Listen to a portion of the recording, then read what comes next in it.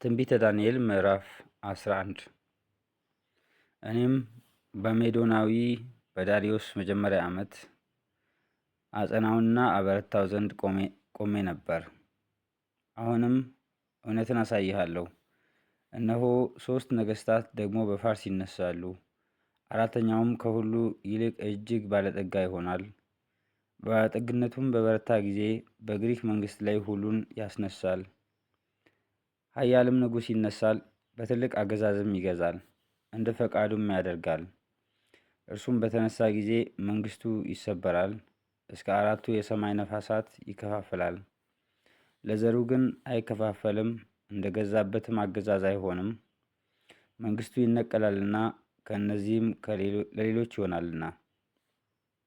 የደቡብም ንጉሥ ከአለቆቹም አንዱ ይበረታሉ፣ እርሱም ይበረታበታል፣ ይሰለጥንማል፣ ግዛቱም ታላቅ ግዛት ይሆናል። ከዘመናትም በኋላ ይጋጠማሉ። የደቡብም ንጉሥ ሴት ልጅ ቃል ኪዳን ለማድረግ ወደ ሰሜን ንጉሥ ትመጣለች። የክንዷ ኃይል ግን አይጸናም፣ እርሱና ክንዱም አይጸናም። እርሷና እርሷን ያመጡ የወለዳትም በዚያም ዘመን ያጸናት አልፈው ይሰጣሉ። ነገር ግን ከስሯ ቁጥቋጥ አንዱ በስፍራው ይነሳል፣ ወደ ሰራዊቱም ይመጣል፣ ወደ ሰሜኑም ንጉሥ አምባ ይገባል፣ በላያቸውም ያደርጋል፣ ያሸንፍማል። አማልክቶቻቸውንና ቀልጠው የተሰሩትን ምስሎቻቸውን ከብርና ከወርቅም የተሰሩትን የከበሩትን ዕቃዎች ወደ ግብፅ ይማርካል። እስከ ጥቂትም ዓመት ድረስ ከሰሜን ንጉሥ ጋር ሳይዋጋ ይቀመጣል። ይህም ወደ ደቡብ ንጉሥ መንግሥት ይገባል፣ ነገር ግን ወደ ገዛ ምድሩ ይመለሳል። ልጆቹም ይዋጋሉ፣ ብዙ ሰራዊትንና ሕዝብን ይሰበስባል። እርሱም ይመጣል፣ ይጎርፍማል፣ ያልፍማል፣ ተመልሶም እስከ አምባው ድረስ ይዋጋል። የደቡብም ንጉሥ ይቆጣል፣ ወጥቶም ከሰሜን ንጉሥ ጋር ይዋጋል። ብዙ ሕዝብንም ለሰልፍ ያቆማል፣ ሕዝቡም አልፎ በእጁ ይሰጣል። ሕዝቡም በተወሰደ ጊዜ ልቡ ይታበያል፣ አእላፋትንም ይጥላል፣ ነገር ግን አያሸንፍም። የሰሜንም ንጉሥ ይመለሳል፣ ከቀደመውም የበለጠ ብዙ ሕዝብ ለሰልፍ ያቆማል። በዘመናትና በዓመታትም ፍጻሜ ከታላቅ ሰራዊትና ከብዙ ሀብት ጋር ይመጣል። በዚያም ዘመን ብዙ ሰዎች በደቡብ ንጉሥ ላይ ይነሳሉ። ከሕዝብህም መካከል የአመፅ ልጆች ራእዩን ያጸኑ ዘንድ ይነሳሉ፣ ነገር ግን ይወድቃሉ። የሰሜንም ንጉሥ ይመጣል፣ አፈርንም ይደለድላል፣ የተመሸገችንም ከተማ ይወስዳል። የደቡብም ሰራዊት የተመረጡትም ሕዝብ አይቆሙም፣ ለመቋቋምም ኃይል የላቸውም። በእርሱም ላይ የሚመጣው ግን እንደ ፈቃዱ ያደርጋል፣ በፊቱም የሚቆም የለም። በመልካሚቱም ምድር ይቆማል፣ በእጁም ውስጥ ጥፋት ይሆናል። ከመንግስቱም ሁሉ ኃይል ጋር ይመጣ ዘንድ ፊቱን ያቀናል፣ ከእርሱም ጋር አንድነትን ያደርጋል። ያረክሳትም ዘንድ ሴትን ልጅ ይሰጠዋል፣ እርሷም አትጸናም፣ ለእርሱም አትሆንም። ከዚህም በኋላ ፊቱን ወደ ደሴቶች ይመልሳል፣ ብዙዎችንም ይወስዳል። አንድ አለቃ ግን ስድቡን ይሽራል፣ ስድቡንም በራሱ ላይ ይመልሳል። ፊቱንም ወደ ገዛ ምድሩ አምባዎች ይመልሳል፣ ተሰናክሎም ይወድቃል፣ አይገኝም። የዚያን ጊዜም በመንግስቱ ክብር መካከል አስገባሪውን የሚያሳልፍ በስፍራው ይነሳል። ነገር ግን በቁጣው ሳይሆን በሰልፍም ሳይሆን በጥቂት ቀን ይሰበራል። በእርሱም ስፍራ የተጠቃ ሰው ይነሳል፣ የመንግስቱን ክብር አይሰጡትም። በቀስታ መጥቶ መንግስቱን በማታለል ይገዛል። የሚጎርፍም ሰራዊት ከፊቱ ይወስዳል፣ እርሱና የቃል ኪዳኑ አለቃ ይሰበራሉ።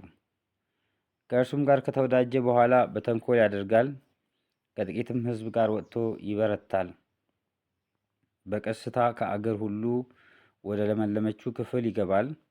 አባቶቹና የአባቶቹ አባቶች ያደረጉትንም ያደርጋል። ብዝበዛውንና ምርኮውንም ሀብቱንም በመካከላቸው ይበትናል። በምሽጎችም ላይ እስከ ጊዜው ድረስ አሳቡን ይፈጥራል። በታላቅም ሰራዊት ሆኖ ኃይሉንና ልቡን በደቡብ ንጉሥ ላይ ያስነሳል። የደቡብ ንጉሥ በታላቅና በብዙ ሰራዊት ሆኖ በሰልፍ ይዋጋል። ነገር ግን አሳቡ በእርሱ ላይ ይፈጥራሉና አይጸናም። መብሉንም የሚበሉ ሰዎች ይሰብሩታል፣ ሰራዊቱም ይጎርፋል፣ ብዙዎቹም ተገድለው ይወድቃሉ። እነዚህም ሁለት ነገሥታት ክፋትን ያደርጉ ዘንድ በልባቸው ያስባሉ። በአንድ ገበታም ተቀምጠው ሐሰት ይናገራሉ። ነገር ግን ፍጻሜው እስከተወሰነው ጊዜ ነውና አይከናወንላቸውም። ከብዙም ሀብት ጋር ወደ ምድሩ ይመለሳል። ልቡም በተቀደሰ ቃል ኪዳን ላይ ይሆናል። ፈቃዱንም ያደርጋል፣ ወደ ገዛ ምድሩም ይመለሳል። በተወሰነውም ጊዜ ይመለሳል፣ ወደ ደቡብም ይመጣል። ነገር ግን ኋለኛው እንደ ፊተኛው አይሆንም። የኪቲም መርከቦች ይመጡበታልና፣ ስለዚህ አዝኖ ይመለሳል። በቅዱሱም ቃል ኪዳን ላይ ይቆጣል፣ ፈቃዱንም ያደርጋል። ተመልሶም ቅዱሱን ቃል ኪዳን የተዉትን ሰዎች ይመለከታል። ከእርሱም ጋር ሰራዊቶች ይቆማሉ፣ መቅደሱንም ግንቡንም ያረክሳሉ፣ የዘወትሩንም መስዋዕት ያስቀራሉ፣ የጥፋትንም ርኩሰት ያቆማሉ። ቃል ኪዳኑን የሚበድሉትንም በማታለል ያስታል። ነገር ግን አምላካቸውን የሚያውቁ ሕዝብ ይበረታሉ ያደርጋሉ። በሕዝቡም መካከል ያሉ ጥበበኞች ብዙ ሰዎችን ያስተምራሉ። ነገር ግን በሰይፍና በእሳት ነበልባል በምርኮና በመበዝበዝ ብዙ ዘመን ይወድቃሉ። በወደቁም ጊዜ በጥቂት እርዳታ ይረዳሉ። ብዙ ሰዎችም በግብዝነት ወደ እነርሱ ተባብረው ይሰበሰባሉ። እስከ ተወሰነውም ዘመን ይሆናልና ከጥበበኞቹ አያሌዎቹ እስከ ፍጻሜ ዘመን ይነጥሩና ይጠሩ ይነጡም ዘንድ ይወድቃሉ።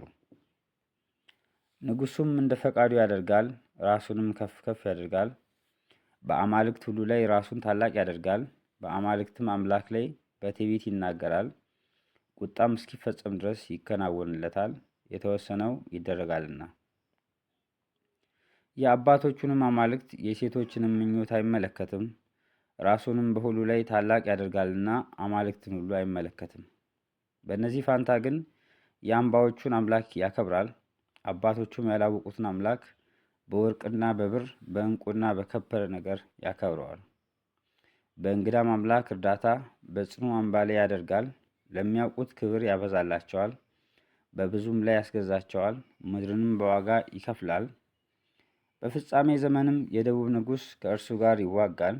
የሰሜንም ንጉሥ ከሰረገሎችና ከፈረሰኞች ከብዙም መርከቦች ጋር እንደ አውሎ ነፋስ ይመጣበታል። ወደ አገሮችም ይገባል፣ ይጎርፍማል፣ ያልፍማል።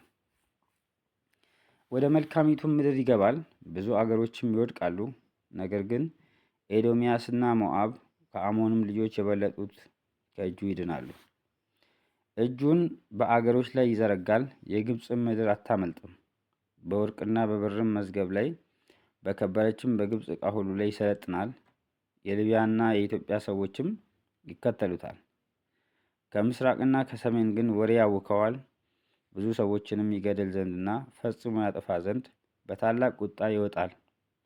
ንጉሣዊ ድንኳኑንም በባህርና በከበረው በቅዱስ ተራራ መካከል ይተክላል። ወደ ፍጻሜው ግን ይመጣል፣ ማንም አይረዳውም።